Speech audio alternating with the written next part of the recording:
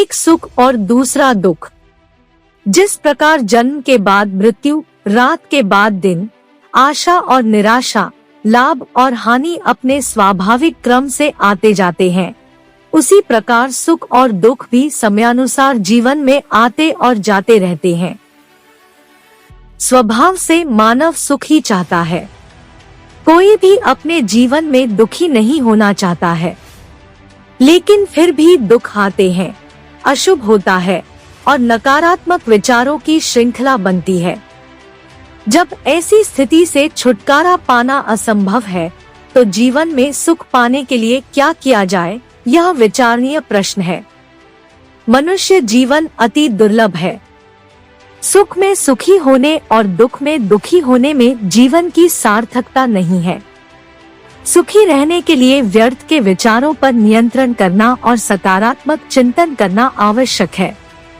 स्वस्थ और सकारात्मक विचार चहुमुखी विकास की आधारशिला है। दुख एवं विषम परिस्थितियां होने पर भी ऐसी स्थिति हमें सहज बनाए रखती है।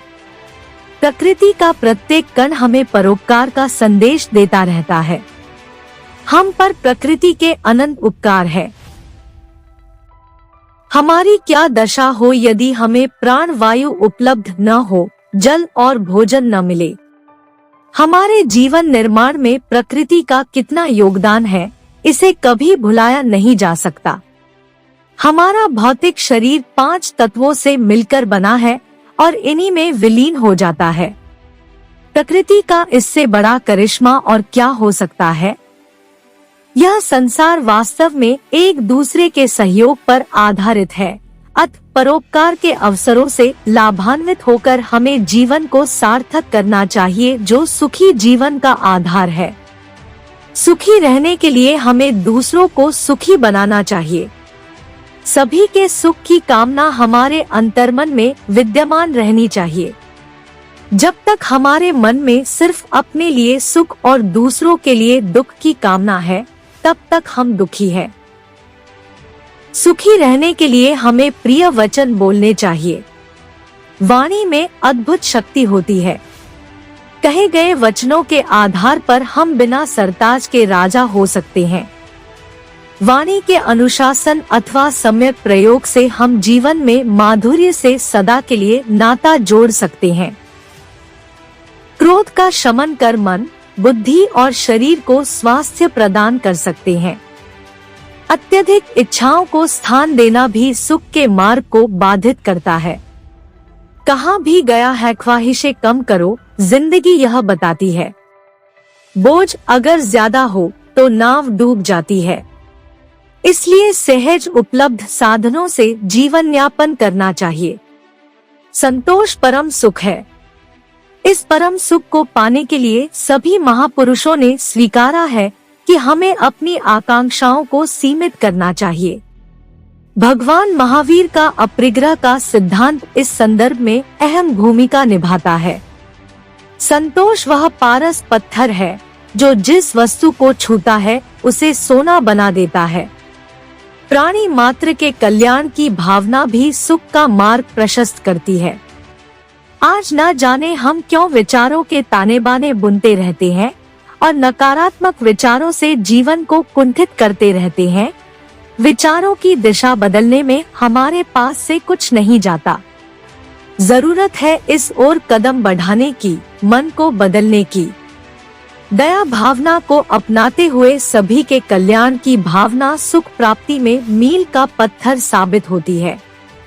जीवन में समता भाव भी सुख प्राप्ति का अमोघ मंत्र है।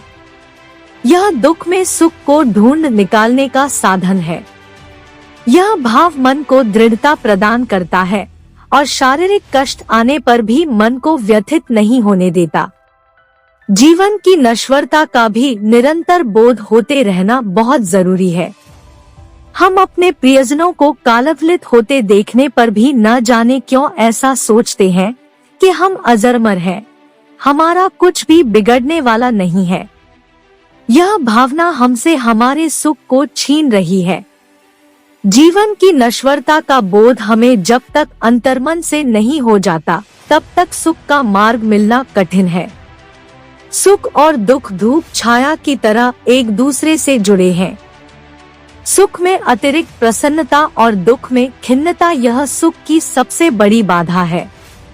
जो व्यक्ति दोनों स्थितियों में संतुलित रहना जानता है, उससे कोई भी शक्ति सुख को छीन नहीं सकती है। इसी में सुख का रहस्य निहित है।